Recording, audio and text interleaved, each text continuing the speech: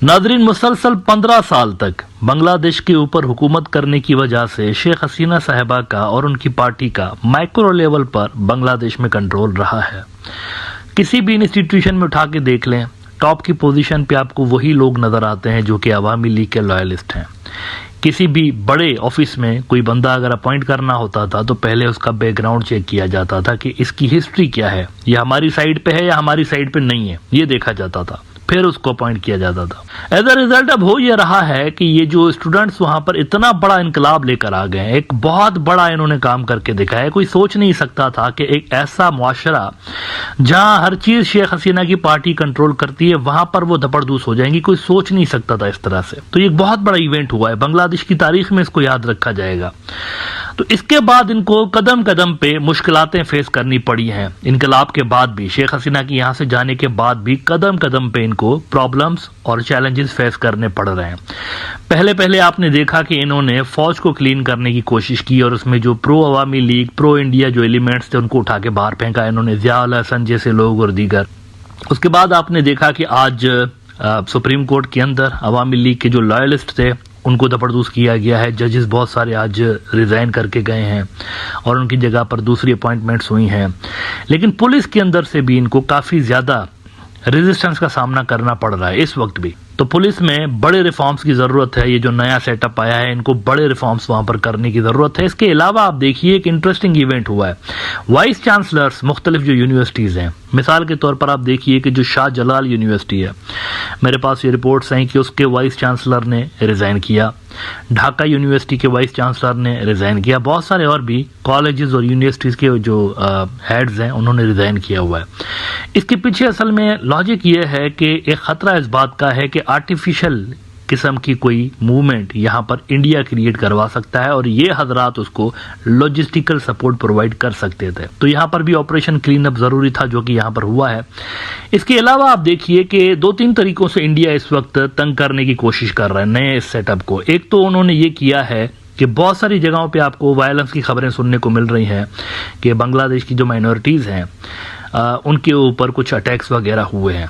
अब इस हवाले से कुछ ऐसी भी इतलात हैं कि बहुत सारे इन गुंडों में, ये जो माइनॉरिटीज के ऊपर हमले कर रहे हैं, इसमें बहुत सारे वो हैं जो कि पेड हैं, जिनको बाकायदा पैसे दिए गए हैं कि आपने ये काम करना है और इंडिया से पैसे दिए गए हैं ताकि इस केस को उठाया जा सके और नई गवर्नमेंट के ऊपर प्रेशर आलमी सतह पर डेवलप करवाया जा सके। और हो रहा है, वो हो भी रहा है। यूनाइटेड नेशंस के हेडक्वार्टर के सामने आज एहतजाजी मुजाहरा करवाया गया पैसे भर के, तो वहां पर लोग जमा करवाए गए कि देखो बांग्लादेश में क्या हो रहा है। और इसी तरह से इंडिया से ताल्लुक रखने वाले जो कांग्रेसमैन हैं अमेरिका के अंदर, उनको चाबी दी गई है यहाँ से कि आप जरा ये इशू रेज करिए वहां पर कांग्रेस में, अमेरिकन कांग्रेस में। तो ये प्रेशर टैक्टिक्स हैं असल में, जो कि इंडिया खेल रहा है नई सरकार के अगेंस्ट। इकोनॉमिक टाइम्स ने रिपोर्ट किया कि Indian American congressman call for immediate end to violence against Hindus in Bangladesh. कहते हैं 2 prominent Indian American lawmakers have called for an immediate end to the ongoing brutal violence against the minority Hindu community in Bangladesh following the ouster of the Sheikh Hasina government. The congressmen have also urged the Prime Minister designated of the interim government, Nobel laureate Muhammad Yunus, to uphold the rule of law as he takes over the reins of the interim government. अब देखें, जब भी किसी मुल्क के अंदर इनकलाब आता है तो कुछ दिन लगते हैं सिस्टम को नॉर्मल सी की तरफ रिटर्न होने में, कुछ दिन लगते हैं। तो इंडिया समझता है कि यही सुनहरी मौका है कि प्रेशर डेवलप किया जाए, बहुत बड़ी लेवल पर डेवलप किया जाए।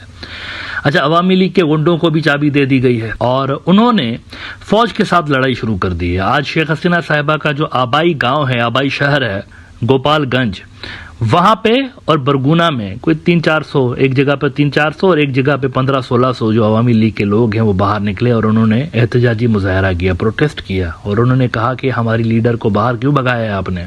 हम शपथ लेते हैं कि जब तक ये वापस नहीं आती हम चैन से घर में नहीं बैठेंगे।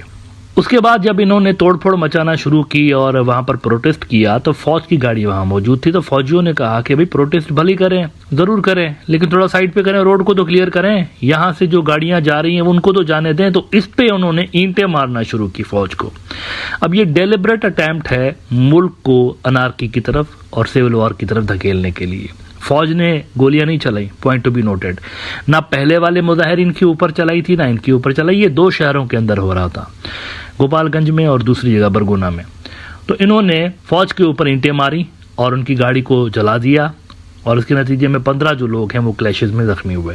ढाका ट्रिब्यून ने रिपोर्ट किया कि army vehicle set ablaze, 15 injured as clash erupts in Gopalganj. The army personnel intervened and instructed the protesters to clear the road, but the crowd began throwing bricks at them. Later, the army personnel used batons to disperse the crowd. In response, the protesters vandalized the army vehicle and set it ablaze. Lieutenant Colonel Maqsood Rahman of the Gopalganj camp confirmed the incident and said around 3,000 to 4,000 people had gathered, blocked the road. 4 army members were injured in the attack. तो यहाँ पर ये भी हो रहा है, ये India से यहाँ पर चाबी दी जा रही है, वहां से इंस्ट्रक्शंस दिए जा रहे हैं कि आप ये जरा मोबिलाइजेशन जो है वो स्टार्ट करें। The idea is to disturb the new government, और वो चाहते हैं कि ये जो सूरत हाल है ये गंभीर ही रहे और नॉर्मल सी यहाँ पर रिटर्न ना आए। इसी को बेस बना के फिर इंडिया अपना केस यहाँ पर वेस्ट के अंदर बिल्ड करना चाहते हैं कि देखिए हम तो कह रहे थे शेख हसीना जाएगी तो माइनॉरिटीज के साथ बांग्लादेश में ये हो जाएगा, वो हो जाएगा, आसमान गिर पड़ेगा, पता नहीं क्या हो जाएगा। तो इस पे उनके डिप्लोमेट्स केस बनाने की कोशिश कर रहे हैं शेख हसीना के रिटर्न के हवाले से, ताकि इन थ्योरीज को, इन कंसर्न्स को वो सेल कर सकें वेस्ट के अंदर और दोबारा से यहाँ पर शेख हसीना साहिबा के लिए कोई जगह बनाई जा सके बांग्लादेश के अंदर। क्योंकि ये बात वो अच्छी तरह से जानते हैं कि जब तक ये बाहर रहेंगी इंडिया भी बाहर ही रहेगा बांग्लादेश से।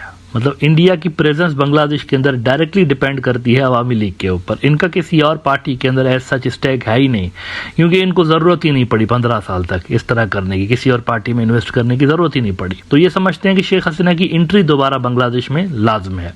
वो चाहते हैं कि एक हीरोइक इस्तकबाल इनको दिया जाए ताकि दोबारा इनको पॉपुलर करवाया जा सके, यानी ये बांग्लादेश आए और इनका एक हीरोइक इस्तकबाल हो, यहाँ पे बहुत बड़ी तादाद में लोग इनको रिसीव करने आ जाएं और उस वक्त पे इलेक्शंस हो जाएं और इलेक्शंस में ये जीत के आ जाए दोबारा से। ये उनका कोई प्लान नजर आ रहा है इस तरह का। इसके लिए जरूरी है कि बांग्लादेश में जल्द से जल्द नॉर्मल सी रिटर्न की जा सके। ये जो नई सरकार वहां पर इलेक्ट हुई है, इंटरिम गवर्नमेंट, इनके ऊपर बहुत भारी जिम्मेवारी आयद होती है इस हवाले से, और आम शहरियों के ऊपर भी एक रिस्पॉन्सिबिलिटी आयद होती है कि वो अपने इर्द गिर्द उनकी जो माइनॉरिटीज रहती हैं उनकी वो खुद प्रोटेक्शन करें, क्योंकि सारा का सारा जो गेम इंडिया का अपेरेंटली नजर आ रहा है वो इसी चीज के ऊपर नजर आ रहा है। अभी तक उन्होंने जो कंसर्न्स रेज किए हैं इसी हवाले से किए हैं, हिंदूज वहां के और दीगर माइनॉरिटीज, और इसी को वो वेस्ट के अंदर सेल करने की कोशिश कर रहे हैं। लिहाजा वैसे भी आम दिनों में भी माइनॉरिटीज जहां कहीं की भी हों, सिर्फ बांग्लादेश की नहीं किसी भी मुल्क की हों, उनकी प्रोटेक्शन फर्ज बनती है स्टेट के ऊपर कि उनको प्रोटेक्ट किया जाए, और यहाँ पर भी ऐसा होना चाहिए। हैविंग सेड दैट, अभी तक जो मैंने देखा है, मतलब देखिए पहले फौज के अंदर